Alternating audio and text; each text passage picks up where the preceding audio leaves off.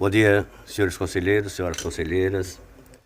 Doutor Enio, representante do Ministério Público, com a convocação da doutora Ana Raquel para a composição de quórum, declaro aberta a presente sessão, solicitando à comissão do plenário que proceda à leitura da ata da sessão anterior. Ata da 22ª Sessão Ordinária do Pleno do Tribunal de Contas do Estado de Alagoas. Aos 30 dias do mês de julho do ano de 2024, no plenário da sessão do Tribunal de Contas do Estado de Alagoas, sob a presidência do excelentíssimo senhor presidente conselheiro Fernando Ribeiro Toledo, reuniram-se os senhores conselheiros.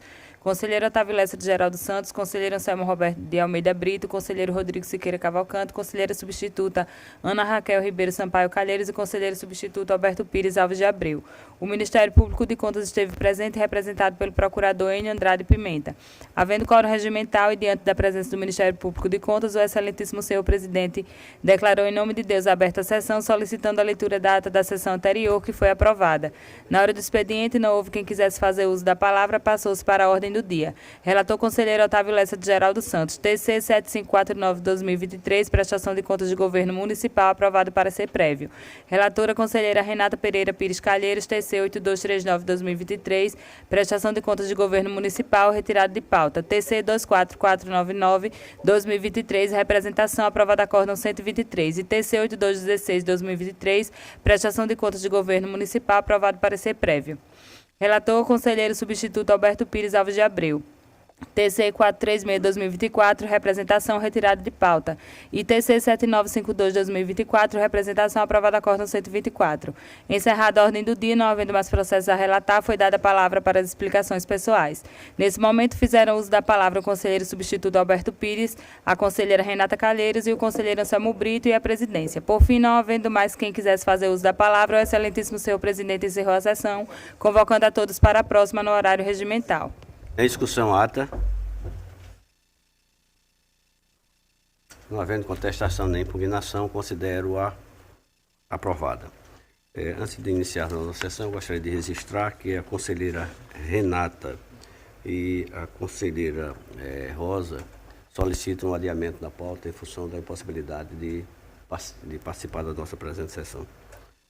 Passo a palavra a Vossa Excelência na ordem do dia. No expediente, perdão.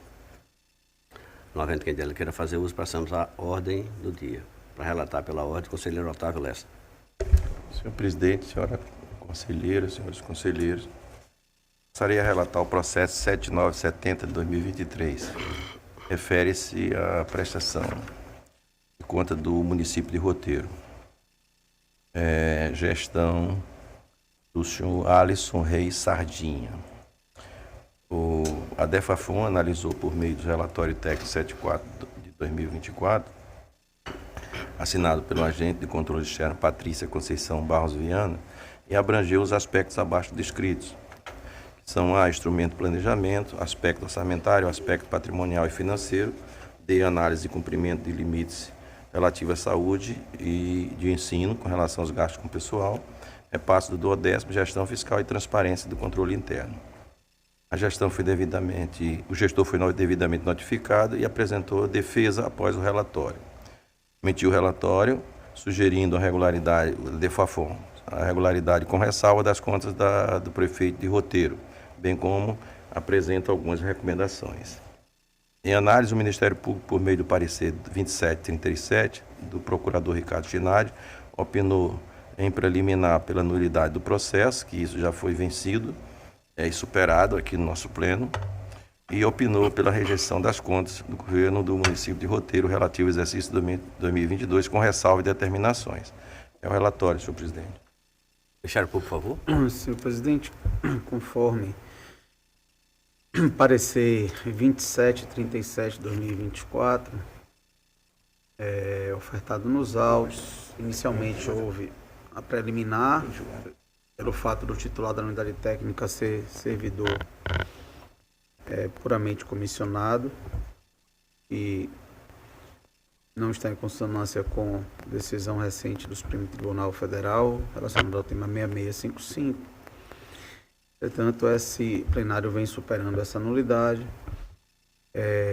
e, em caso de superada a nulidade, o parecer também já adentrou ao mérito pedindo a rejeição das contas em razão das seguintes irregularidades graves: ausência de servidor efetivo e não atendimento dos padrões mínimos do órgão de controle interno, bem como no parecer prévio, bem como no parecer do controle interno relativo às contas, prestação de contas do prefeito municipal, descumprimento das metas fiscais fixadas na Lei de Diretrizes Orçamentárias e ausência de recursos suficientes para subsidiar despesas no montante de aproximadamente 4 milhões de reais, realização de remanejamento, transposição e transferência sem prévia autorização legislativa e, além disso, foram apontadas as seguintes ressalvas: na observância de normas contábeis quanto ao correto registro dos fatos ligados à administração orçamentária, financeira e patrimonial daquela municipalidade, suficiência na atuação do órgão de controle interno, foi na observância dos pontos de controle estabelecidos na IN 03/2011, autorização excessiva de créditos adicionais no patamar de 40% da receita prevista, omissão quanto à divulgação no portal da transparência de atas de audiência pública e informações sobre a execução orçamentária e financeira do município, falhas de planejamento na estimativa da arrecadação municipal, frustração de receitas e baixa arrecadação dos tributos municipais, IPTU, ISS e TBI, atrasos nas transmissões de dados via CIOP e CIOPS, referentes à educação e saúde, disponibilidade de caixa líquida insuficiente, saldo negativo, inscrição resta a pagar demais obrigações em patamar financeiro acima do mínimo e previsão na lei orçamentária anual de dispositivo estranho à previsão de receita e fixação de despesa. Em vista desses apontamentos, o Ministério Público opinou pela rejeição das contas e ainda sugeriu a adoção de determinações e recomendações, bem como procedimento de monitoramento para os exercícios subsequentes, além da instauração de um auto de infração em razão do descumprimento das normas orçamentárias e financeiras. É essa a manifestação, senhor presidente. Relator, por favor. O item 1, com relação à transparência da gestão, em análise do portal de transparência jurisdicionado, e o município publicou os instrumentos orçamentários, PPA, LOA e os relatórios fiscais. E ainda, ao consultar a folha de pagamento dos servidores do portal de transparência, não foi possível identificar os servidores ativos comissionados, tampouco os cargos exercidos. Por fim, não consta a despesa referente ao exercício 2022 em desacordo com o que determina o artigo 43 da LRF. Do controle interno. Conforme disposto no artigo 50 do parágrafo 2º do Regimento Interno, as contas apresentadas devem ser acompanhadas do relatório referente à execução da Lei Orçamentária Anual elaborada pelo órgão do controle interno. Sendo assim, após análise, foi verificado que o ente não cumpre integralmente o disposto na Instrução Normativa 3 de 2011. Por fim, o servidor ocupante do cargo do controle geral é servidor comissionado. Do instrumento de planejamento do resultado orçamentário. O PPA do município de Roteiro, com vigência ao período 2022 a 25, instituído pela Lei 412, aprovou um volume de 193 milhões. A Lei número 410, de 10 de junho de 21, aprovou a Lei de Diretriz Orçamentária, LDO, definindo os critérios para a elaboração e execução do orçamento para exercício 2022. A Lei Orçamentária Anual, a LOA, foi aprovada pela Câmara e sancionada pelo Prefeito em 3 de dezembro de 2021, sobre o número 413 de 2021, estimado a receita de despesa de igual valor, 45.810, sendo respeitado o princípio da exclusividade. A receita arrecadada pelo município de Roteiro foi de 47.575. Apresentou 3,85 acima da receita prevista na Lei Orçamentária Anual, demonstrando excesso de arrecadação no valor de 1.764. O montante de despesa empenhada foi 51.527 e corresponde a 108,30% das despesas autorizadas pelo Legislativo Municipal, incluindo as alterações orçamentárias realizadas no decorrer do exercício. Sendo assim, entre o total da receita arrecadada e a despesa realizada, se tem um déficit orçamentário de 3.951.000. Os créditos adicionais remanejados e transposições de transferência. Referente aos créditos adicionais da Lei Orçamentária 413/21/2021, que autorizou a abertura de créditos adicionais suplementar decorrente de superávit financeiro e excesso de arrecadação até o limite apurado e para créditos adicionais em anulação parcial ou total até o limite de 40% das despesas. Em análise dos créditos adicionais, o município abriu crédito adicional suplementar no montante de 23.633.000, sendo por meio de anulação, dotação do valor, anulação de dotação no valor de 12.583.000, representando um percentual de 27,47% do valor orçado autorizado, estando o ente dentro do limite estabelecido. O ente utilizou como fonte de abertura de crédito adicional o excesso de arrecadação, no montante de 11.050.000. No entanto, a diretoria apurou do montante de 6.449.000. Sendo assim, foi oportunizado no prazo para o contraditório e ampla defesa. O gestor informou que obteve o excesso de arrecadação das fontes de recursos do Fundeb, totalizando 12.281.000. Em análise do anexo 10, comparativo a receita orçada e com arrecadada, pode-se verificar que o ente obteve o excesso de arrecadação nas fontes mencionadas. No entanto, o valor foi no montante de 11.332.000, tendo o ente recurso para dar cobertura aos créditos por excesso de arrecadação. Portanto, consideramos que o município cumpriu com o que é estabelecido em sua lei orçamentária anual, bem como com as normas constitucionais e legais de natureza financeira e orçamentária. No resultado financeiro da análise, verificou-se que o resultado positivo, um valor de 7.922.000, mais o saldo de caixa em exercício anterior, 3.254.000, para o exercício seguinte. Quanto ao resultado financeiro apresenta um déficit financeiro no valor de 7.289.000, demonstrando um desequilíbrio nas contas do município. A receita corrente líquida do exercício 2022 foi de 47.685.000, sendo a justa para cálculo dos limites de despesa para o pessoal com o valor de 47.185. Os limites constitucionais: aplicação mínima de saúde, ações e serviços públicos de saúde. Para a verificação do cumprimento dos limites constitucionais, foram analisados os seguintes: o anexo 2, natureza de despesa; o anexo 6, programa de trabalho; o anexo 7, despesa em funções, subfunções e programas por projetos, atividade e operações especiais; o anexo 10, comparativo de receita orçada com arrecadada; e o anexo 12, o relatório resumido de execução orçamentária. A aplicação mínima nas ações de serviço de saúde aplicou 15,49. Na manutenção e desenvolvimento do ensino, realizou 23,93, assim descumprindo o limite mínimo de 25%. O mínimo de 70% da remuneração dos profissionais, ele cumpriu aplicando 90,2%. Na proporção de 50%, a complementação da União ao Fundeb, Educação Infantil, cumpriu 70,12%.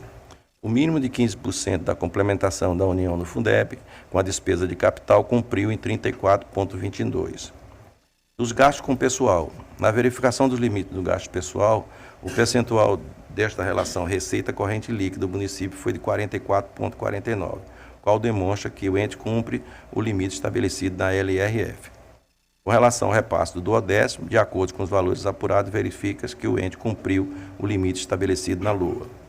O resultado primário. Tendo o resultado primário como resultado nominal, o município de Rio Reteiro foram abaixo do valor fixado na LDO. O resultado primário previsto foi de 461.000 e realizado 1.084.000. O resultado nominal foi de 6.530, porém foi negativo 625.122. Passando para o voto, eu estou pedindo para emitir um parecer prévio recomendando a rejeição, com as seguintes determinações, recomendações e encaminhamento dos seguintes termos. Número 1. Com base nos procedimentos aplicados sobre a ótica da qualitativa e análise sobre a execução dos orçamentos do Estado, conclui-se pela rejeição das contas, em razão da violação da exigência constitucionais regulamentados nos termos apresentados. Diante a constatação, a ausência de recurso suficiente para custear a despesa no montante de 3.951.000. B. Descumprimento percentual mínimo na aplicação da manutenção do desenvolvimento do ensino, em 23,9. 1.1. A descrição completa dos fundamentos para a emissão de opinião sobre a execução do orçamento do município consta no relatório sobre as contas do município de Roteiro. Passaremos então a determinar no voto a correção das falhas de natureza contábil identificada e que na próxima prestação de contas a referida norma regulamentar seja devidamente cumprida, sob pena de que as contas serem consideradas irregulares com a imposição de sanções decorrentes. B. A integral observância da Instrução Normativa 3/2011 do TCE pela manifestação do órgão de controle interno com relação a todos os pontos de controle nela estabelecidos referente ao exercício 2022 e que na próxima prestação de contas a referida norma regulamentar seja devidamente cumprida, sob pena das contas serem consideradas irregulares. C. A realização do concurso público voltado ao preenchimento do cargo efetivo com funções inerentes ao órgão do controle, em prazo a ser assinado por esta Corte, para que o município passe a cumprir integralmente o disposto no artigo na Instrução Normativa TCE 3/2011, sobre a pena de que as contas serem também consideradas irregulares. D. A integral observância no disposto do artigo 37, parágrafo 16, o artigo 165 e o seguinte da Constituição Federal, e o artigo 11, parágrafo 3, artigo 43, parágrafo 3 da Lei Federal 4.320, com o artigo 11 e o artigo 12 da LRF, por ocasião de previsões de receita e abertura de créditos adicionais, e que na próxima prestação de contas a referida normas legais seja devidamente cumprida, sob pena das contas serem consideradas irregulares. E o cumprimento do disposto do artigo 11 e 58 da LRF para que no próximo exercício o ente busque mecanismo de efetivação da arrecadação do imposto sobre propriedade, que é o IPTU, em relação à previsão orçamentária. F. A correção de falhas quanto à divulgação do portal de transparência e que na próxima prestação de contas referidas normas legais seja devidamente cumprida, sob também pena de ser considerada irregularidade as contas. G. Sejam adotadas medidas efetivas no sentido de disponibilizar no exercício financeiro subsequente saldo de caixa suficiente para atender os restos a pagar, processado e não processado, bem como os valores restituídos, que devem ser deduzidos de forma significativa, em especial no último ano de mandato, que impõe a observância do artigo 42 da LRF, sob pena de que as contas sejam consideradas irregulares.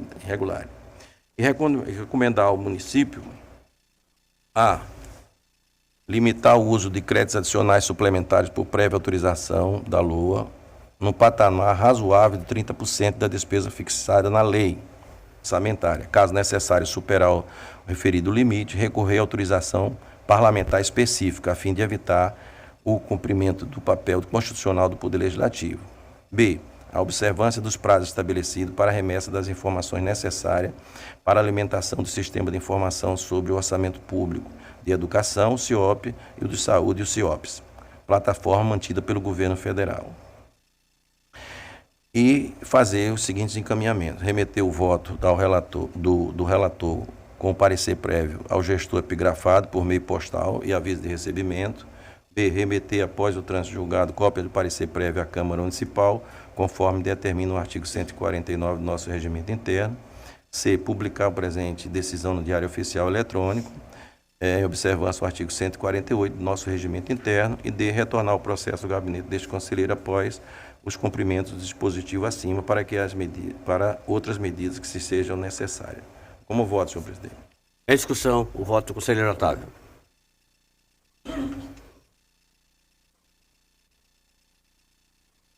Encerro a discussão, submeto à votação. Os conselheiros e conselheiras que estiverem de acordo, permaneçam como estão. Senhor presidente. Pois não, conselheiro. Senhor presidente,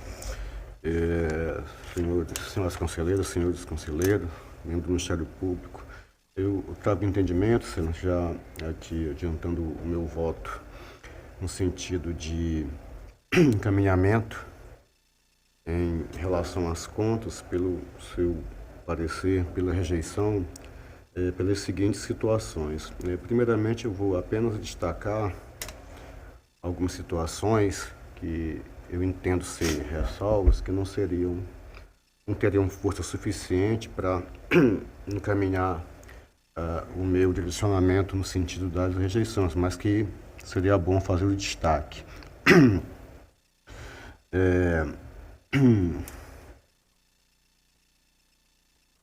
A primeira delas diz respeito à abertura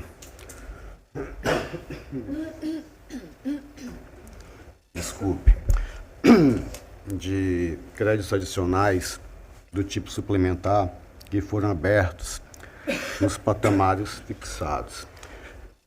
Houve a utilização de recursos vinculados para essa abertura. Não que não exista essa possibilidade, mas se há abertura de créditos suplementares baseado nesse excesso de arrecadação com crédito vinculado, esse excesso ele tem que ser indicado, e na prestação de contas não tem essa indicação.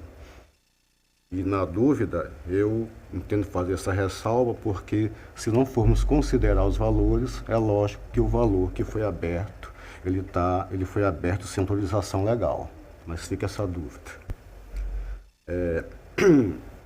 Outra situação também é a informação contida nos demonstrativos sobre dívida ativa. E do ano de 2021 para 2022, houve um abate no valor da dívida ativa. Só que o demonstrativo vem zerado. E esse abate é em torno de milhões. Uma situação que tem que ser verificada com calma. Em pesquisa, eu peço, se estiver equivocado, já peço minhas escusas com antecedência. Não foi localizada as contas de gestão desse gestor. Então, só por isso já caberia pelo menos a abertura de um procedimento. Acho que, não sei se encaixaria, mas acredito que sim, uma auto-infração para apurar. E essa situação realmente for, porque realmente não conseguimos, da pesquisa que fizemos, não conseguimos verificar. E outra questão também é aqui, e isso afetaria a questão dos cálculos, principalmente dos limites constitucionais, dentre outros dos constitucionais, é a questão da utilização dos cálculos das emendas que são recebidas. Um tipo delas, eu posso excluir da receita corrente líquida, eu não posso utilizar, mas o outro não, eu tenho que contabilizar. E, pelo que está nos autos, não foi contabilizado. Então, é uma situação que também tem que ser verificada. Passando às questões de fundo, que eu entendo relevantes para me manifestar nesse sentido, há um déficit orçamentário de quase 4 milhões de reais. Há despesas,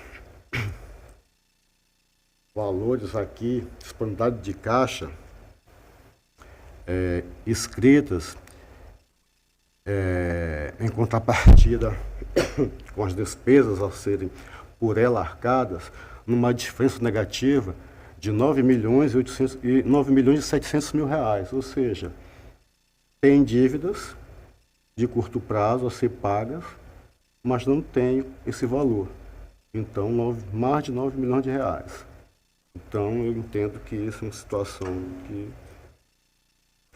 há extratos bancários, mesmo depois que foram encaminhados, ficaram descobertos sem comprovação cerca de 322 mil reais. Então, tem 322 mil reais que foi executado, mas não se tem em que, por quê, aonde. Há também a questão do demonstrativo de saúde, que pela forma simplória que foi apresentada, não permite se verificar se executou ou não as despesas com saúde. Receita, despesas, percentual, sem discriminar nada. Eu não entendo, posso estar até equivocado, como que essa situação ela passa despercebida e se não se consegue nem se homologar o cálculo, e isso por si só, saúde e educação, já impingiria aí, dentre outras situações, até se entender o governador, né, afastar um pouco a autonomia administrativa daquele ente, né? A questão também aqui tá, de limites. O ente não mandou nem o PPA, nem a LDO na sua prestação de contas. Mandou cópia de projeto de lei, mas não mandou a lei aprovada. Mesmo tendo sido diligenciado a respeito. Também não enviou. A questão de limites para o RTT. Foram executados mais de 8 milhões em RTT. Ah, mas tem uma autorização da LDO, a STF já permitiu. Sim, mas não tem limites. Execute, não tem limites. Eu entendo que o tribunal não possa compactuar com isso. Então executou mais de 8 milhões sem limite. 8 milhões de reais. E LDO e PPA. E isso, se considerarmos que a informação que tem no PPA e no LDO é de fato o que tem nas leis aprovadas. E claro, o que todo mundo aqui, o que vem em sua, como uma onda aí de largo espectro, o RTT previsto na Lua. Tem autorização na LDO, mas ambas são projeto de lei e a tal autorização da LDO não tem limite. O derradeiro também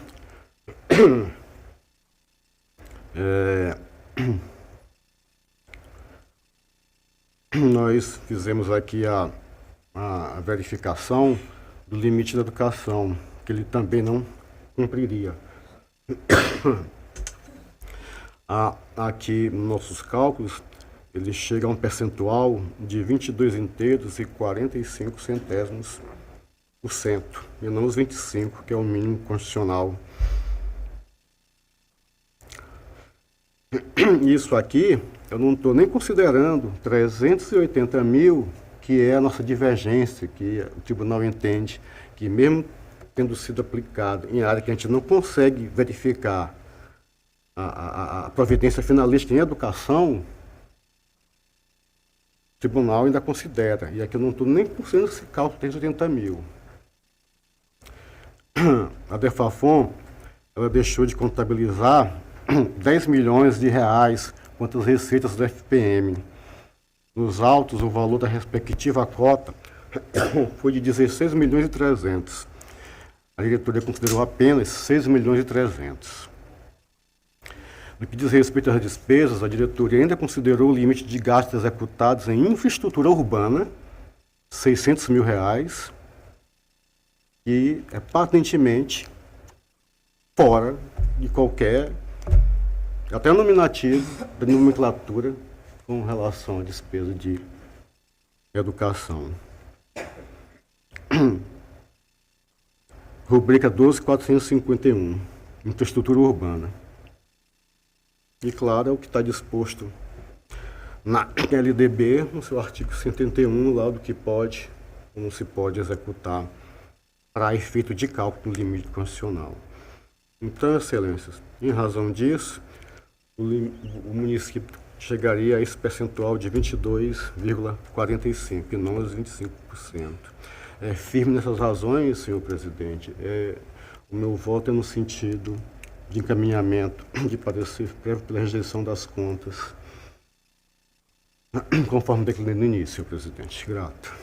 O senhor apresenta algum outro voto ou acompanha o voto do conselheiro? Porque ele também está votando pela rejeição. Acrescentando as situações em que eu manifestei aqui que, porventura, o conselheiro não fez... Faz alguma observação? Senhor presidente, e também aqui apenas já esquecendo, mas, de novo, toda a prestação de contas, todo processo em que houver naquela situação tanto de desrespeito ao ADI 6655, quanto a questão do próprio desrespeito da manifestação da diretoria técnica, eu quero que fique consignado minha posição que concordo.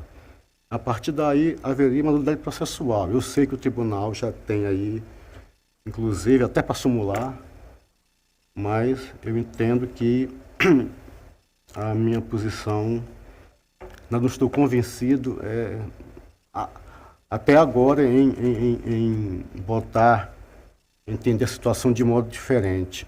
E acredito que isso ganha especialmente alguma outra força, porque pode ser que internamente aquele que tenha uma decisão não favorável do Tribunal de Contas, pode ser que internamente não consiga muita coisa. Mas eu acredito que quando for para outra seara de fiscalização, saindo aqui do controle externo exercido pelo Tribunal de Contas, eu acredito que teria muita chance de nulificar um eventual procedimento do tribunal que não observe nem o que já foi decidido pelas cortes, pela Corte Suprema, e nem observe aquilo mesmo que consta em sua lei orgânica. Eu acho que não teria nenhum que fosse objeto de instrução, evidenciação, comprovação. Parece que o vínculo é direto. Especialmente nesses casos de reprovação, acho que isso ganha mais uma nuance para os nossos entendimentos. É isso, senhor presidente. É só para fazer esse registro da consignação da minha posição. O originário acata alguma coisa? Porque senão eu preciso pegar o... Não, eu veja só, eu sou muito prático. Acho que não muda nada o resultado. Tá? Algumas coisas que o conselheiro coloca, eu com relação ao que foi dito pelo Ministério Público, na verdade, o meia pela rejeição é o problema do percentual, entendeu? Mas o negócio do controle interno, essas coisas, aprovou a lei depois, isso aí eu acho que a gente já venceu isso, até o ano fiscal. Então, o meu entendimento é que isso não vai ser já uma reprovação. Então, aqui nesse então caso, não adere ao acréscimo que o conselheiro Anselmo coloca. Não, eu teria que estudar com calma, isso aí eu vou fazer, posso até aderir, mas tem muita coisa que eu não estou, por isso que eu não posso aderir 100%. Algumas coisas que ele colocou, pode ser que a gente possa vir a colocar, no sentido de fortalecer a rejeição. Mas algumas coisas, porque lá na frente, quando eu disse, não, por que você aceitou lá e não aceita aqui? Então eu tenho que ter um cuidado com relação à divergência, com relação a alguns pontos de vista que o conselheiro tem, com relação ao meu ponto de vista. É isso que eu estou... Então, nesse primeiro momento, Vossa Excelência não teria como aderir a essas questões. Eu preciso tomar os votos individuais. Exatamente, eu posso ele falou alguns aspectos que eu preciso analisar, tá? Ver se eu concordo também, porque alguns eu acho que a gente está na fase de superação com relação a esses casos que eu te falei, esses dois pelo menos, e para não socorrer pelo risco depois lá atrás dizer assim, não, você concordou e com isso, então eu teria que analisar. Aí, mas como eu coloco desse jeito e aberto para o que eu puder entender, que a gente possa acrescentar e que melhore dentro do meu entendimento, todas as observações, eu vou ver isso e vou ver o que eu quero acrescentar ou não. Eu não posso agora dizer qual seria, conselheiro Anselmo, que eu ia aderir. É só essa... Todavia, conselheiro, nós precisamos então concluir a votação. Então deixa do jeito que está, porque... Se Vossa Excelência permanece, eu tomo os votos individuais. Como vota a conselheira... Permaneço. Maria Cleide. Eu acompanho o relator, presidente. Como vota o conselheiro? Também acompanho o relator, senhor presidente. Fica vencido então as observações, os acréscimos do conselheiro Anselmo, pelo menos temporariamente, e Vossa Excelência. Eu vou pegar isso e vou dar uma analisada e posteriormente a gente pode levar em consideração essas observações. Aprovado, não tem mais pauta. Aprovado o voto originário de Vossa Excelência, continuo com a palavra. Não tem mais pauta para você. Conselheira Maria Cleide, pela ordem para relatar. Senhor presidente, senhores conselheiros, senhora conselheira, senhor membro do Ministério Público, doutor Enio, que oficia nesta corte. Presidente, eu tenho apenas um processo para relatar nesta sessão. É o processo TC de número 9552/2024. Esse processo ele trata de uma representação formulada por Márcio César da Silva Melo, representado por seu advogado, face a possíveis ilegalidades ocorridas em razão de suposta acumulação indevida de cargo público pela servidora Ana Caroline Pereira Rocha, desde fevereiro de 2022. Segundo a denúncia, a referida servidora exerce concomitantemente cargo em comissão no município de Craíbas e no governo do estado, mais especificamente na SAMU de Arapiraca, ferindo assim a previsão constitucional do artigo 37, incisos 16 e 17. Para comprovar tais alegações, foram juntadas informações extraídas do portal de transparência do estado e do município. Em atendimento à devida instrução processual, os autos foram remetidos ao Ministério Público de Contas, que se manifestou através do parecer de número 2867/2024, pelo conhecimento da admissibilidade da presente representação, por preencher os requisitos de admissibilidade, bem como pela instrução dos autos para apuração dos fatos noticiados. Esse é o relatório, presidente.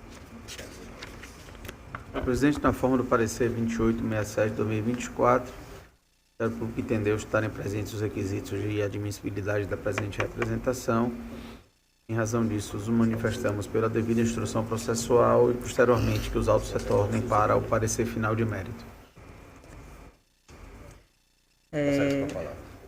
Diante do exposto, eu trago o voto, presidente, no sentido de admitir a presente representação em virtude do preenchimento dos requisitos de admissibilidade, pelo encaminhamento dos autos à diretoria técnica competente para que realize a devida instrução processual e ações necessárias para a apuração dos fatos, tendo como base o artigo 73 e 74 da nossa lei orgânica, inclui também citar o prefeito do município de Craíbas, o senhor José Teófilo José Barroso Pereira, bem como o controlador interno municipal, para que justifique a apresentação dos devidos esclarecimentos acerca das irregularidades / ilegalidades apontadas na presente representação. Citar a Controladora-Geral do Estado de Alagoas, a senhora Caroline Laurentino de Almeida Balbino, para que apresente suas justificativas e esclarecimentos acerca das irregularidades / ilegalidades constantes nos autos, e citar a servidora Ana Caroline Pereira Rocha para que, querendo, se manifeste sobre os fatos alegados no presente processo. Assim como o voto, presidente e senhores conselheiros. Em discussão, o voto da conselheira Maria Cleide. Senhor presidente, por coincidência, conselheira, eu tenho um caso desse que eu relatei, e o município é o mesmo. Ela tem a pessoa, inclusive, tem três municípios, né? Só são dois, o estado e lá, né? Então a gente está fazendo isso, por isso que eu já concordo com esse voto de Vossa Excelência, no sentido de abrir espaço para eles responderem, dizer o que é que aconteceu. Só isso, presidente. Continua a discussão, conselheiro. Presidente, nosso gabinete ele vem de um tempo para cá fazendo uma avaliação melhor desses processos de representação quando se trata de acumulação indevida de cargos públicos. Eu já conversei com alguns colegas, inclusive acho que eu conversei com o Enio a respeito dessa situação, e que o nosso gabinete estaria mudando de entendimento com relação à admissibilidade como representação, haja vista que existem dois pontos que me incomodam muito. O primeiro ponto é quando a gente só admite como representação, a acumulação ela continua lá na indevida, acaba permanecendo na administração pública. Isso é algo que o tribunal deve atuar para tentar corrigir de imediato. O segundo ponto é do ponto de vista técnico. Eu vislumbro que nós não temos elementos nem indícios para admitir como representação em face do gestor. Por quê?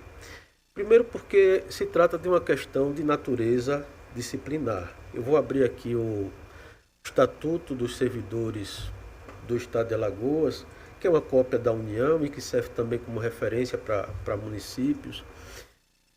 E lá no artigo 134, ele menciona como causas de demissão, inciso 12, a acumulação ilegal de cargos, empregos ou funções públicas. No artigo subsequente, no artigo 135, o Estatuto menciona que, verificada em processo disciplinar a acumulação proibida e provada a boa-fé, o servidor optará por um dos cargos. Isso é uma atuação que a gente vê que deve ser adotada pela administração pública numa esfera de natureza disciplinar, às vezes impulsionado pelo próprio controle interno. Eu fui alertado também quanto à possibilidade de acumulação indevida e dano ao erário, e a gente encontrou em algumas decisões, inclusive numa minuta que nós estamos elaborando em processo de representação que está ainda no forno, nós transcrevemos o voto, trecho do voto do conselheiro substituto Licurgo Mourão, do TCE de Minas Gerais, no processo de número 1088883. Ele menciona, primeiro com relação ao dano, ele diz que a acumulação indevida de cargos públicos, e eu concordo com ele, por si só não configura hipótese de dano ao erário. Ele pode prestar serviço efetivamente nos dois vínculos, sendo necessária a prova inequívoca da efetiva perda patrimonial da administração. O segundo ponto que eu acho bem interessante no voto dele, ele fala que a apuração de lesão aos cofres públicos decorrente de acumulação indevida de cargos deve ser realizada em processo administrativo próprio, assegurado ao agente público o direito à ampla defesa e ao contraditório efetivo substancial. Caso seja comprovado que o agente público não exerceu efetiva e integralmente as jornadas de trabalho para as quais foi contratado, devem ser adotadas as medidas administrativas indispensáveis à recomposição do dano ao erário, com a ulterior comunicação ao Tribunal de Contas dos resultados obtidos. Às vezes é a abertura de uma tomada de contas especial na municipalidade com envio para o tribunal para que esse efetivamente possa julgar, se for o caso. Na hipótese de ocorrência de lesão ao erário, continua o conselheiro substituto, em virtude da acumulação indevida de cargos públicos, os agentes públicos devem instaurar tomada de contas especial para qualificação do dano e identificação do responsável, nos termos do artigo 245 do Regimento Interno e da Instrução Normativa número tal, sob pena de responsabilidade solidária do controle interno ou do administrador público que não foi, que agiu ou que deixou de agir, De modo que o nosso entendimento ele vem muito alicerçado na cada vez mais consagrada e nas linhas de atuação do controle interno, na primeira, na segunda, na terceira linha, e pela Lei 14.133, linha de defesa, nas linhas de defesa, de modo que cada vez mais fica claro, ao meu ver, nesse momento, que o Tribunal de Contas, nestes casos, ele deve atuar de forma subsidiária, no que se refere a sancionamento.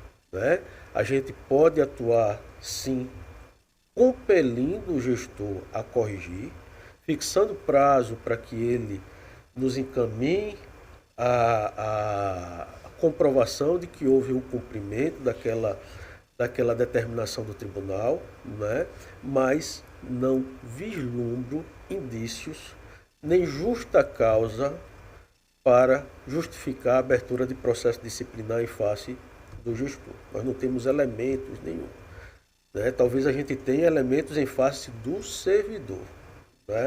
E aí entra uma outra discussão, cabe representação no âmbito do nosso Tribunal de Contas em face do servidor ou só em face de gestor e em face de responsável.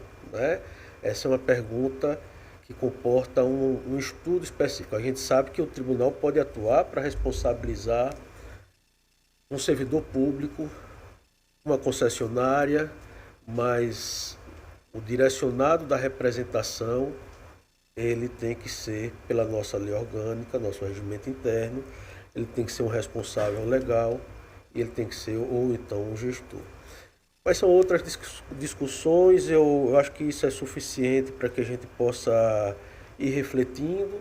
Nós vamos no nosso gabinete não mais trazer para o pleno, vamos decidir monocraticamente, aguardar a providência por parte do gestor, e ele não comprovando que atuou, aí sim a gente traz para a abertura de processo de representação, porque ele se torna, como mencionado na própria decisão, que para a gente é paradigmática, ele se torna corresponsável pela sua inação. É como eu estaria antecipando meu voto também, senhor presidente. Vossa Excelência então propõe para não abrir a representação e que o gabinete da conselheira fizesse uma atuação monocrática. Uma atuação monocrática, a gente pode até decidir aqui monocraticamente, já que estamos no pleno, né, determinando ao controle interno e ao gestor ou gestores que adotem providência para sanar aquela irregularidade que foi apresentada no peticionamento. Então, Vossa Excelência apresenta essa proposta de voto. Seria essa proposta. Para que, monocraticamente, seja encaminhado essa determinação. Sim, sim. Conselheira Maria Cleide adere ou Vossa Excelência permanece com a abertura do processo? Presidente, as colocações dos conselheiros realmente são muito interessantes. Até porque nós pensamos isso no gabinete. Só que no primeiro momento nós recebemos como uma denúncia e tínhamos que dar uma resposta nós pensamos realmente na representação. Mas faz muito sentido tudo que você está colocando aqui, conselheiro. Nós temos outra coisa, nós temos aqui uma diretoria, a DIMOP, e ela pode dar um auxílio muito grande com relação a essas denúncias, para dar uma agilidade. O que é que o gabinete pode fazer monocraticamente, usando, através da diretoria da DIMOP, já que faça esse levantamento. Nós temos um sistema hoje que ele também tem essa informação sobre acúmulo de cargos, pelo que eu tenho verificado, podemos fazer essa comparação e também fazendo a citação do gestor, do denunciado. Enfim, eu acompanho esse entendimento do conselheiro Rodrigo. Eu acho que agora nós precisamos de uma ferramenta, nós precisamos de uma... Isso a gente pode fazer isso monocraticamente, sem ter uma previsão legal.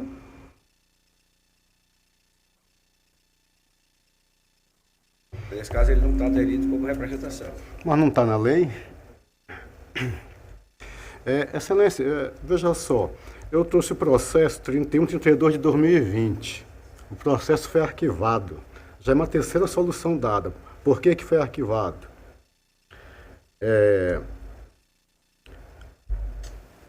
Estava sendo finalizado levantamento nesse sentido, acumulação ilegal de cargos e carga horária, com base na folha de pagamento apresentada pelos jurisdicionados.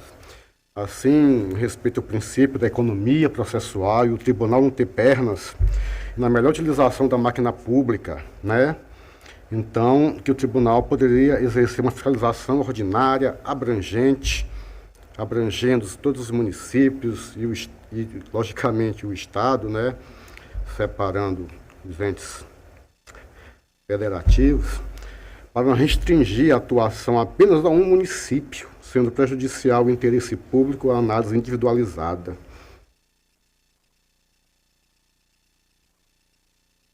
Aí, posteriormente, veio voto no processo 7002, 2024, conselheiro Otávio. Não, o tribunal recebe representação e vai apurar. Aí a mesma situação. Aí a terceira proposta. Eu fico, às vezes, assim, um pouco cético na atuação, com perna ou sem perna, mas que o tribunal deva atuar de alguma forma. Isso já aconteceu em processo previdenciário, já aconteceu em processo de consulta. Não é uma questão de evolução, é uma questão mesmo de entendimentos totalmente contraditórios, num curtíssimo espaço de tempo. Isso chama a atenção. De qualquer forma... Realmente Qual a que forma o de tribunal, atuação? numa semana, numa terça-feira, entende que é branco. Aí na terça-feira seguinte, entende que é preto. Na próxima é colorido. E o tribunal, aparentemente, deixa de atuar. Eu entendi o que o Rodrigo falou. Tem sentido o que ele falou? Tem. TCE tem, porque a TCE, nem a competência originária é nossa. Não é. Aí, o que ele falou, eu ia perguntar para o senhor Cleide, no seu processo, tem alguma informação que o município, já sabendo disso, passou um lapso temporal, ou não deu resposta, ou não tomou providência? Aí o tribunal entraria. Concordo com o senhor Rodrigo, ele não está errado. Mas temos que ter um entendimento até para a gente ter a certeza que está elaborando o voto com entendimento, se não unânime, mas da maioria dos jogadores. Assim me incomoda, porque a situação é a mesma. E eu também tenho um processo. Todos temos. Sempre, Os gabinetes têm eu não vou dizer processo, igual, porque eu acho que precisa muda o ator, muda o município, mas a situação é a mesma. Presidente, conselheiro, eu sugiro que eu acredito que nós tenhamos que fazer uma reunião realmente para a gente partir de uma linha, de um entendimento unânime, entendimento de Esse que a gente não ficasse, que a gente vai.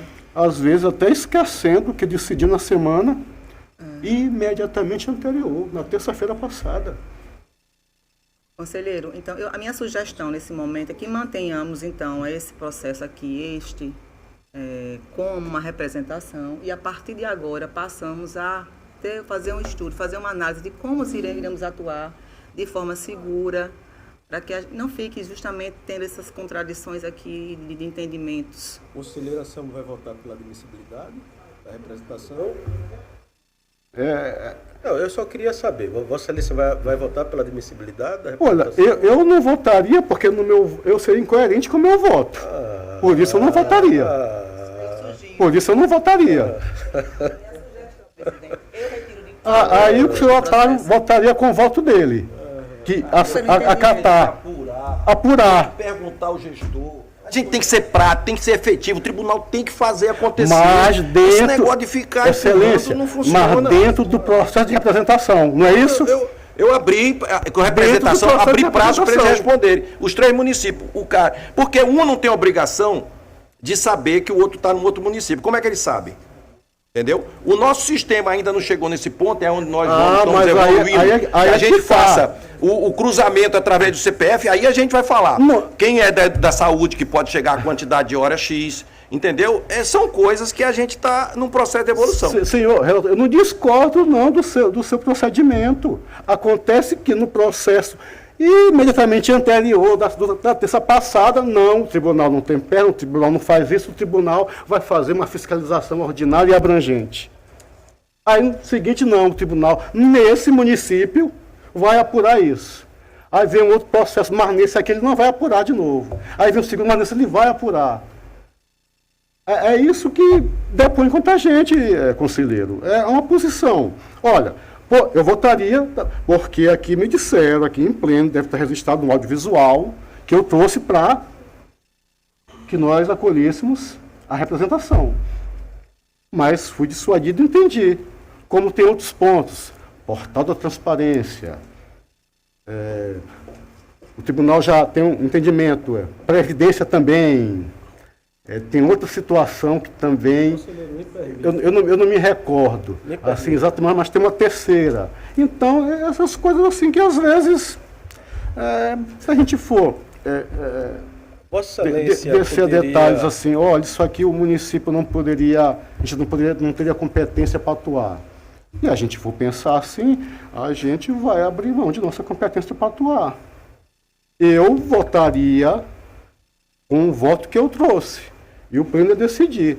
Se decidisse, conforme decidiu com o senhor Otávio, ou com a senhora Cleide, em receber a representação e apurar, eu veria, está tendo um norte em processos semelhantes.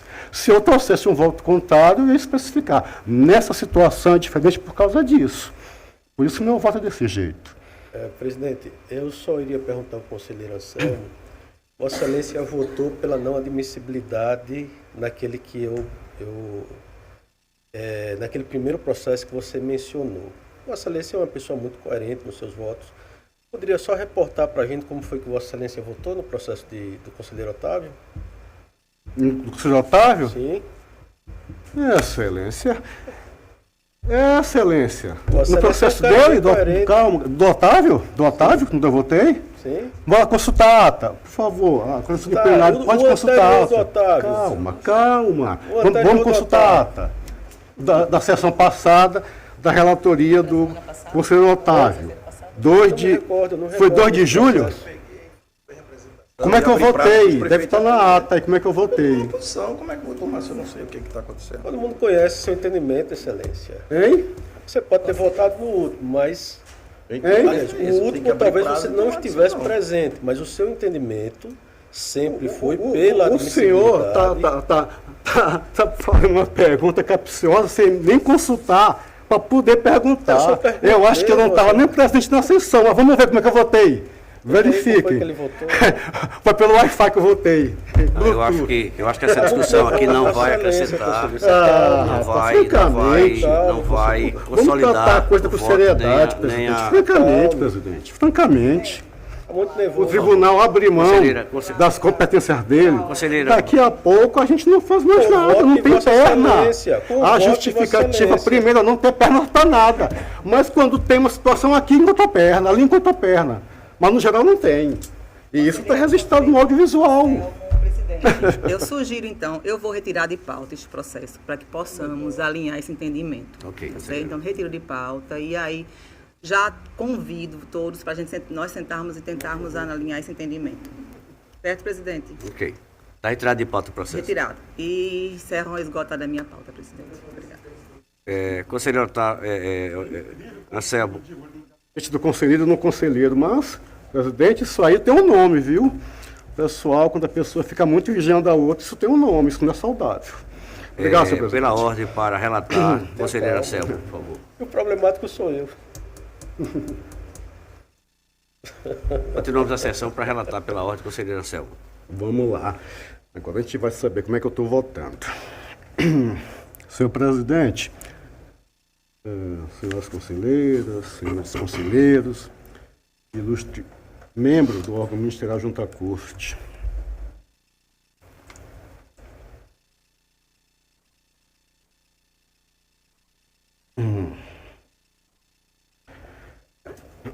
Excelência, tem um processo 2334-2024, é só para continuar o registro dos dois processos, eles tinham sido, pelo sistema, eu vou falar aqui o termo entre aspas, pautados para a sessão anterior, mas de alguma forma não foi publicado, então eles vieram automaticamente para essa sessão, e acho que está pautado, né?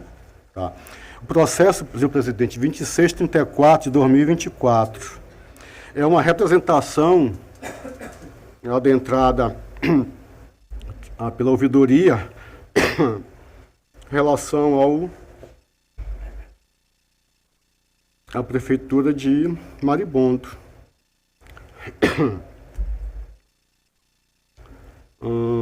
Diz respeito, deixa eu só aqui pegar o processo, por gentileza.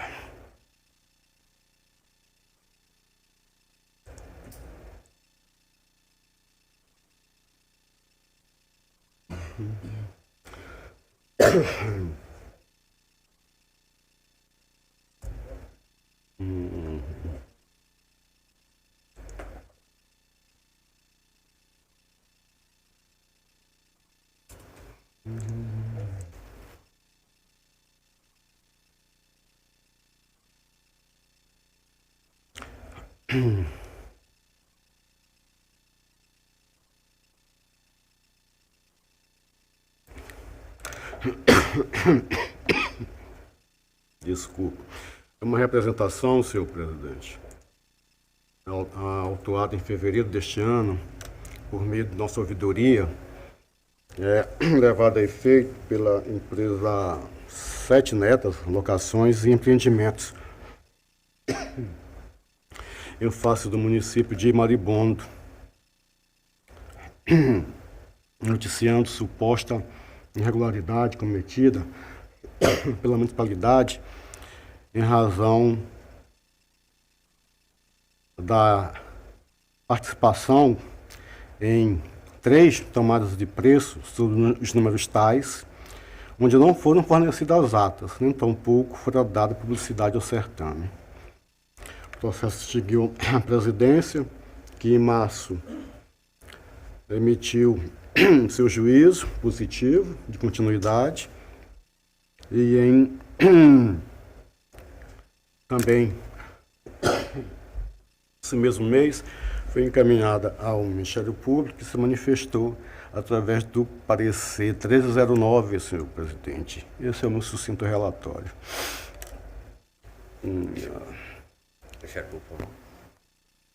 Senhor presidente, houve parecer do Ministério Público nos autos, parecer 1309/2024,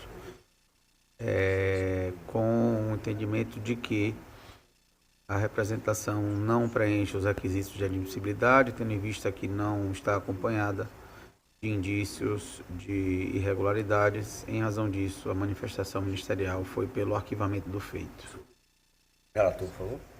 Senhor presidente, de fato, é uma comunicação, mas não há a evidenciação mínima da situação posta, apenas o falar do denunciante, e assim ele não atenderia de fato, porque não sequer o indício, a questão, os elementos indiciados, para que a máquina do tribunal pudesse ser exortada em se locomover. Em razão disso, excelência, eu entendo que o órgão ministerial, no seu parecer, foi muito direto, muito feliz e célere e rápido, e realmente não existe justa causa, razão de ser para que esse processo continue em função disso, senhor presidente. E assim eu voto nesse sentido.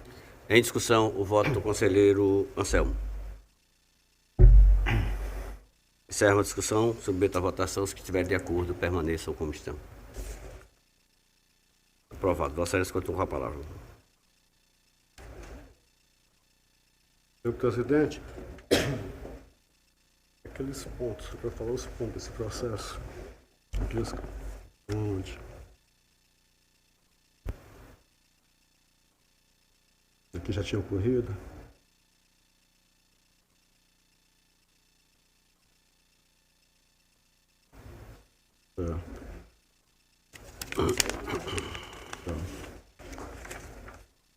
Senhor presidente, trago o processo 13063 de 2019, também uma representação, denúncia.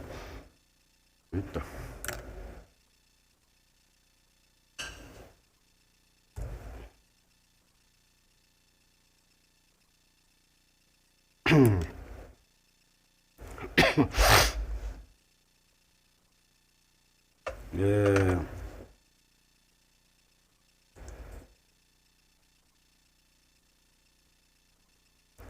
Prestação denúncia da empresa Balminas Químicas Limitada em face do município de Santana do Mundaú, nesse 2019. Na verdade, aqui foi um procedimento para a formação de uma ata de registro pelo pregão, pela sistemática adotada pelo pregão. A empresa aqui, ela aparentemente teria sido desabilitada em razão de conter um vício na sua procuração para o fornecimento dos seus lances verbais, né, credenciamento. Em razão disso, pela ser desabilitada, ela fez uma denúncia aqui no tribunal, e a razão foi que a data dessa procuração ela não estava adequada ao contemporânea à época da realização desse procedimento. O Ministério Público, inicialmente, se manifestaram pelo parecer 3/4 de 2019. Inclusive, haveria um pedido aqui eliminar para se avaliar com relação a eventual suspensão e ou paralisação no estado em que se encontrasse. E aqui, se o doutor me permitir, explicar o processo por inteiro e ao final ele se manifesta a respeito. Esse processo tem algumas peculiaridades. Ele foi levado a pleno uma vez em 2020, 3 vezes em 2021. Mas nenhuma das vezes se pôde se pautar por ter defeito na publicação e por não ter a sessão naquele dia acontecido. E foi novamente trazendo em setembro de 2023. O processo é de 2019, tem parecer de 2019, pela uma conta simples aqui, atrairia até a questão da prescrição intercorrente. Essa é uma situação. A segunda situação, Excelência, é que, verificando de fato a ata, né, deste procedimento, verifica-se que, mesmo tendo sido inabilitada, eu desconfio que possa ter sido isso. E a ata comprova. Perguntado ao pregoeiro se alguém tinha intenção de recorrer, ninguém se manifestou. Então, a empresa denunciante perdera o prazo, precluiu o direito dela. Então, em função disso, acredito que ela tenha representado, por até ter perdido o prazo a respeito. Então, em função disso, até a situação fática, evidentemente existente, mas de fato, ela tendo sido ali no momento não credenciada, ainda assim ela não se manifestou a respeito, reiterando, tendo perdido a oportunidade do ato se manifestar e talvez tenha no tribunal alguma forma de sanar essa situação. Por derradeiro, a ata ela foi realmente homologada, ela se encontra no tribunal, mas evidentemente, se teve algum equívoco no momento oportuno, não verificado pela própria disputante, apesar de ter a ata, em pesquisas feitas até os dias de hoje, a gente não vê nenhuma contratação com base na ata ou com o nome da provável vencedora, né, para a formulação da data de registro de preço com os preços lá estipulados. Em função disso, Excelência, o meu voto é no sentido que a gente não conheça da representação arquivando. Ministério Público, por favor. Senhor presidente, como já trazido em relatório, houve parecer do Ministério Público nos autos, parecer 3224/2019, e a manifestação era pelo prosseguimento do feito, inclusive com a concessão da medida cautelar. Entretanto, esse parecer foi de outubro de 2019.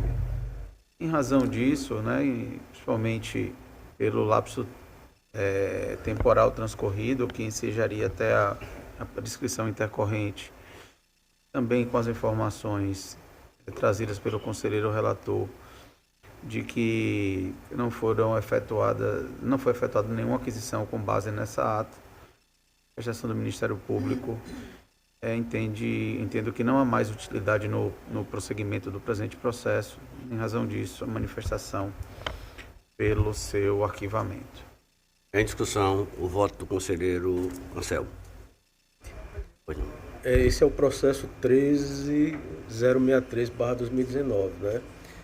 Eu estou acompanhando pelo arquivamento, né? Nós temos aí a prescrição. Agora, também eu estou acrescentando comunicar à corregedoria para apurar responsabilidade, visto que aqui se trata de uma representação de 2019, com pedido de cautelar, ou seja, o processo de representação teria uma urgência. Nós temos um pedido de cautelar, que nunca foi deliberado, pelo menos a informação que eu tenho aqui nunca foi deliberado. E 5 anos depois, esse processo está sendo trazido para admissibilidade no pleno. Então, ficando prejudicado, portanto, qualquer tipo de atuação por parte do Tribunal de Contas, eu sugeria esse acréscimo, porque é um acréscimo que é preconizado na lei, né? A lei diz que o reconhecimento da prescrição, seja ela qual for, você deve comunicar aos órgãos de controle para fins de apuração de responsabilidade de quem deu causa. É como eu estou votando, senhor presidente. Senhor presidente, permita-me. Pois não. Senhor presidente, trazendo aquela máxima, que a madeira que bate em Chico também bate em Francisco, eu queria, inclusive, alargar esse pedido feito pelo ilustríssimo colega para que todos os processos de arquivamento, inclusive monocráticos, também os seus responsáveis, que tenham situações semelhantes, sejam incluídos. Que isso seja feito, inclusive aqueles que estão sendo feitos de forma monocrática. Aliás, como autoriza a lei, acredito. Então, Excelência, e além disso, eu queria apenas destacar, Vossa Excelência é o corregedor, não é isso? Exatamente. Inclusive, Excelência, se o corregedor, ele desde que assumiu, tem verificado isso de todos os jogadores, inclusive eu também peço a verificação de eventual, não tomada de providências contemporâneas a respeito. Então, mais uma vez aqui chamando a atenção para essa máxima jurídica, eu acredito que isso deva ser alargado para todos os atores, senhor presidente. Agradeço, presidente. Em discussão, encerra a discussão, submeta a votação. Conselheiros e conselheiras que estiverem de acordo com o voto do conselheiro Anselmo, com o alargamento da proposta do conselheiro Rodrigo, estiver de acordo, permaneça como estão. Senhor presidente. Não, tudo bem. Aprovado. Passaria as contas com a palavra.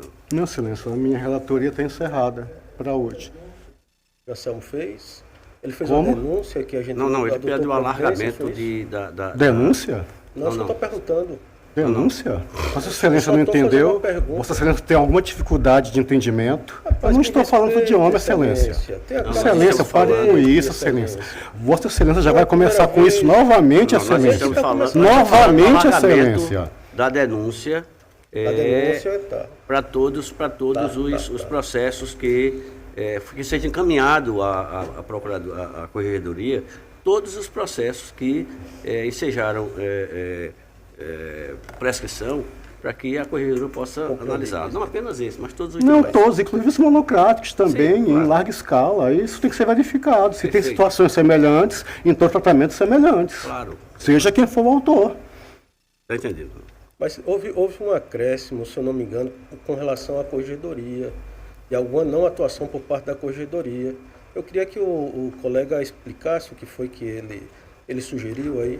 Não, Excelência, que Vossa Excelência como um corregedor, se Vossa Excelência eventualmente tem verificado essas situações e não tomou providência, a gente tem que verificar se realmente verificou a situação, se não tomou providência. Isso também eu acho que é isso também, Excelência, eu acho que é sindicável.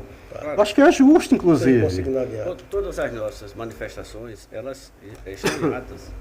Inclusive, eu acho que é justo. Claro. Eventualmente, se a situação acontecer, ela deve ser sindicada, independentemente de quem seja o autor. Inclusive até o próprio corregedor. Por que não? Está esclarecido. Por que não? Vossa Excelência continua com a palavra. A minha pauta está encerrada para hoje, senhor presidente. Obrigado. Pela ordem para relatar, conselheiro Rodrigo. Senhor presidente, eu tinha um processo para relatar, mas aí é uma devolução de vista. A conselheira Rosa, ela infelizmente não compareceu, de modo que eu fico impossibilitado, presidente, de relatar. Então fica adiado, né? Fica adiado. Não tem, só teria esse processo? Só teria esse processo. Pereira, substituto doutora Ana Raquel. Presidente, sem processo para a sessão de hoje. Doutor Sérgio. Em não ter o processo a relatar, senhor presidente. Eu verifiquei aqui que há um processo pautado aqui do conselho do doutor Alberto. Neste caso, eu não vou adiar, eu vou pedir para retirá-lo de pauta em função da... Não foi solicitado do gabinete dele o adiamento. Não tendo mais processo a ser relatado, passamos às explicações pessoais. Eu concedo a palavra a vossas excelências.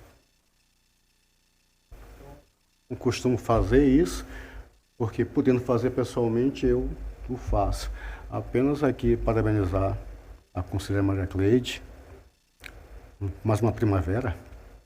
Se fosse menina, era verão, mas como a senhora é mais uma primavera. Com todo carinho, felicidade e, sobretudo, muita saúde, muito discernimento. Era isso, senhor presidente, apenas fazer aqui a minha... Os parabéns e todas as homenagens do dia, para ela aproveitar bastante, foi ontem, foi anteontem? Sábado. Então eu já fiz essa parabenizando ela e desejo muita saúde, Cleide. O resto é besteira. Só estou fazendo, aproveitando o momento que o conselheiro Anselmo levantou ali, é importante. Pela facultada a palavra. Com muita saúde, muita paz a conselheira. Continue sempre assim, nos tornando o ambiente mais leve. Parabéns. Pela facultada. Eu queria só fazer coro aí a todos os bons desejos à conselheira Maria Cleide, em especial muita saúde, muita paz de espírito e muita felicidade, conselheira. Gente, também gostaria de desejar aqui os parabéns à conselheira Maria Cleide pela passagem do seu aniversário e que venha com muita saúde e vida longa. Conselheira Maria Cleide também receba os parabéns, não só de mim, mas de todos os membros do Ministério Público, e que você continue com essa leveza, né, e com a alegria que a gente sabe que você tem aí no dia a dia. Parabéns. Conselheira, um abraço. Já parabenizei ontem, mas de novo, os meus parabéns. No sábado, recebi mensagem de todos os conselheiros, colegas conselheiros. Agradecer a todos pela lembrança. Conselheiro Anselmo ter também tocado nesse momento agora de felicitações. Obrigada a todos mesmo.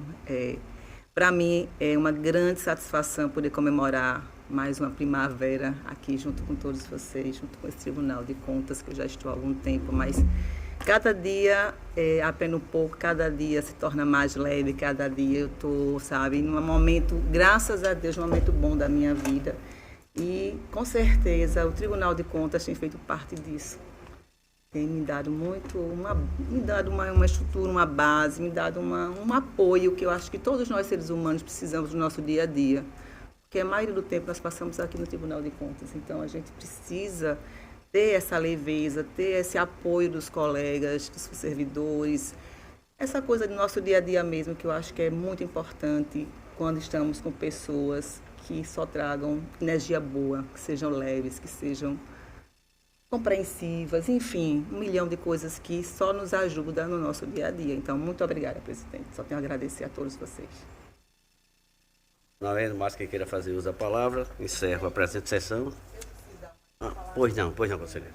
É só para falar um pouquinho das ações da Escola de Contas, né? Para cada dia a gente, apesar de não estar assim aparecendo, mas nós estamos trabalhando bastante, nós estamos fazendo um trabalho muito bom. Estou muito, muito satisfeita também de estar à frente da escola por conta dos resultados que a gente vem alcançando aqui no Tribunal de Contas. Então, o mês de agosto nós temos várias ações.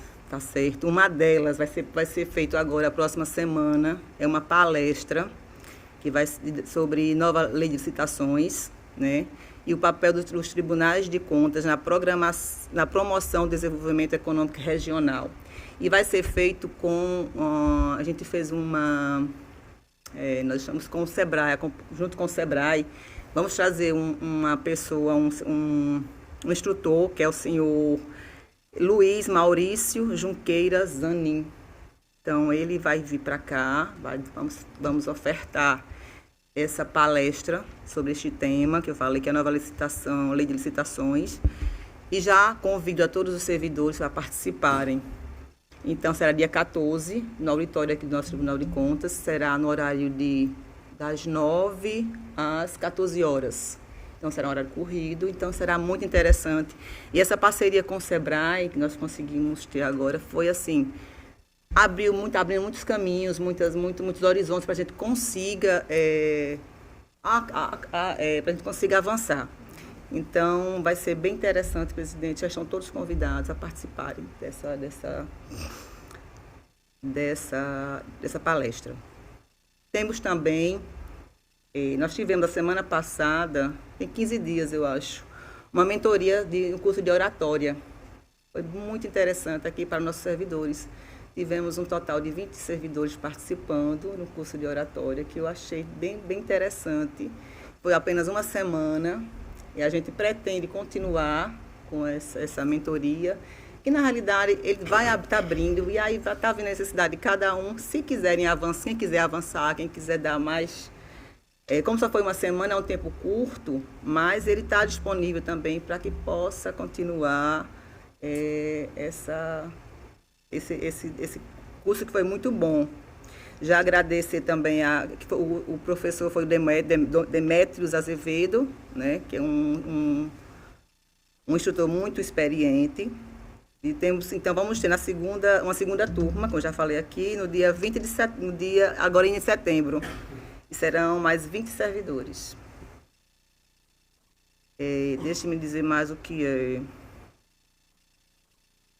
Sim, agora nós vamos à segunda etapa do nosso jovem conselheiro, presidente.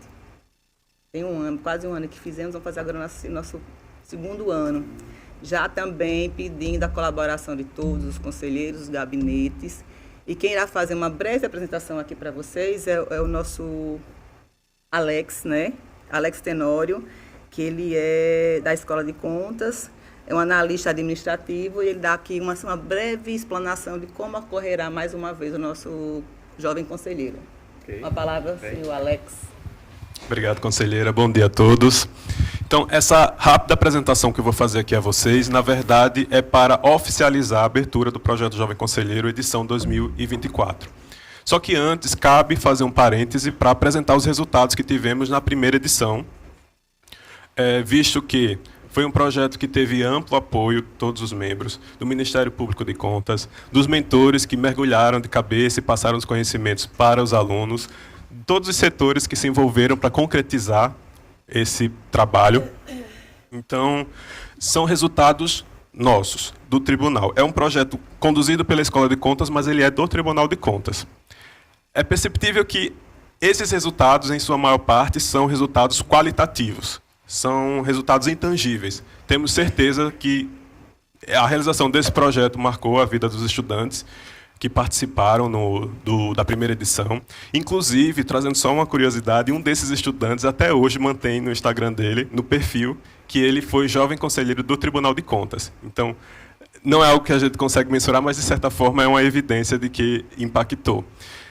Trazendo os dados, os números, tivemos 20 horas de capacitação, que inclui desde a visita técnica, que eles tiveram aqui, ao acompanhamento que ocorreu também na sala de aula, junto com os professores e a Patrícia Calado, assessora da Escola de Contas, que deu esse suporte técnico, e inclui também o período que foi dado de orientação pelos mentores e a sessão simulada. Então, o projeto ele teve esse trabalho tanto aqui na casa, como também o reforço do conteúdo técnico sobre controle externo na sala de aula. Foram 35 alunos alcançados e eles nos responderam que ficaram satisfeitos em 95% em relação a esse trabalho. Falando da programação desse ano, relembrando o projeto Jovem Conselheiro, é uma iniciativa que dá experiência ao estudante universitário para atuar como um dia, como técnico do Tribunal de Contas e como um conselheiro da casa. Ele vai acontecer aqui no tribunal, especificamente no plenário, e esse ano vai acontecer no dia 13 de agosto e 5 de setembro. Público-alvo são estudantes do ensino superior de Direito e Contabilidade. Esse ano, a instituição que está inscrita é Estácio. Vão estar presentes estudantes de Direito e Contabilidade, que a gente vai mesclar nas turmas. Cada equipe vai ter uma pessoa de Direito, uma pessoa de Contabilidade. E serão 30 vagas distribuídas novamente. Relembrando as etapas, as inscrições foram feitas, a instituição já está cadastrada e os alunos já estão inscritos no projeto. A primeira fase consiste na visita técnica, ela vai acontecer semana que vem, então a expectativa na próxima semana é ter a casa cheia, porque teremos os 30 alunos participantes do projeto, mais uma quantidade de alunos que vão participar do TCE de Portas Abertas, porque coincidiu a agenda, então a gente vai ter aí uma quantidade de pessoas aí em torno de 50 visitantes nesse dia. Inclusive, nesse mesmo dia, é onde a gente faz a separação das equipes, distribui os mentores, quem vai ficar responsável por cada uma dessas equipes. A partir daí, é distribuído o estudo de caso fictício, onde eles começam a fazer análise, e tem todo o trabalho que é feito entre os mentores e equipe, e Tribunal de Contas e instituição, junto com os professores, para passar o conhecimento técnico. Esse ano a gente vai reforçar esse trabalho técnico, esse trabalho teórico, porque a gente percebe que há uma lacuna muito grande em relação a conhecimento sobre controle externo, e é uma oportunidade que temos nesse projeto para entrar também nesse meio. E a sessão simulada vai acontecer no dia 5 de setembro, lembrando da programação, que consiste numa abertura, né, feita pelos membros da casa, dando as boas-vindas aos estudantes. Eles, antes de iniciar o projeto, assinam um termo de posse, entrando no cargo fictício de jovem conselheiro com duração de 1 dia, e a partir daí eles fazem a relatoria dos casos, emitem o voto e finalizamos o projeto com premiações e entrega dos certificados. Temos uma atualização nessa edição. O mentor, ele continua dando esse suporte técnico, mas dessa vez vai ser mais focado na apresentação, na condução e na análise do caso. A novidade aqui é a presença de mais um integrante na equipe, que são os orientadores, que são técnicos do Tribunal de Contas, das diretorias técnicas, que eles vão ter a missão de elaborar o estudo de caso fictício e passar esse conhecimento teórico na instituição. Outra novidade que teremos aqui, outras novidades, as equipes serão compostas por 3 integrantes, um estudante de contabilidade, um de direito, e ano passado nós distribuímos algumas vagas para estudantes estagiários aqui do Tribunal de Contas, como uma estratégia para otimizar algumas equipes que não estavam tendo um bom desempenho. Vimos que foi algo muito positivo, surtiu um efeito muito bom, e por isso agregamos nesse projeto vagas exclusivas para os estagiários da casa que queiram fazer parte. Vão integrar também as equipes do projeto Jovem Conselheiro desse ano. Outro ponto também é que esse ano nós queremos trabalhar o Jovem Conselheiro Presidente. Ano passado, a proposta do projeto era que a sessão fosse presidida ou pelo presidente da casa ou pela diretora da Escola de Contas. Mas no meio do caminho, a gente incluiu a nossa então estagiária, Eliane, para ser a presidente, mas nesse ano nós queremos trabalhar desde o início um estudante para que ele possa fazer todo o trabalho de condução, e para isso a gente precisa que tenha um mentor também da presidência para dar esse direcionamento.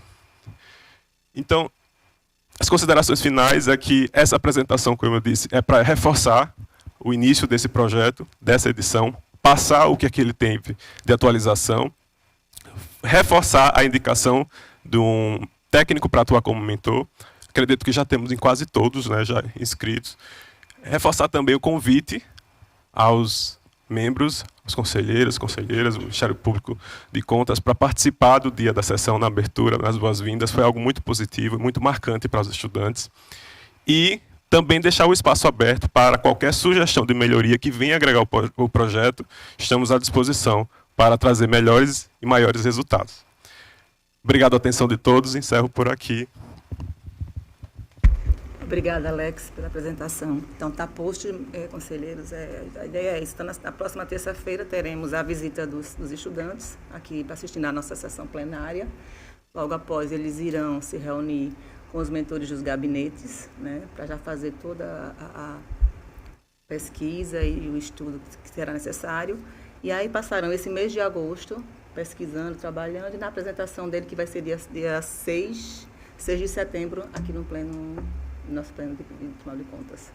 Então, está posto, é isso. Já se informando que também na quarta-feira será a palestra do nosso instrutor Luiz Maurício, que é do SEBRAE, que será feita na quarta-feira, das 9 às 14 horas. Obrigada, presidente. Aproveitando também esse momento, vou reforçar que na próxima semana está chegando a nossa avaliação do MMDTC, com a vinda do conselheiro Rainha, do Tribunal de Contas do Distrito Federal, junto com a equipe que foi escalada com ele. Então, reforçar que todos os nossos servidores, todos os gabinetes, todos os nossos institutos, enfim, todo o Tribunal de Contas estará de portas abertas e receptivo para que nós entreguemos todas as informações que o projeto solicita e sermos avaliados da melhor forma possível. É isso, não havendo mais o que se discutir, encerro a presente convocando os senhores conselheiros e as senhoras conselheiras para a próxima sessão em horário da presente.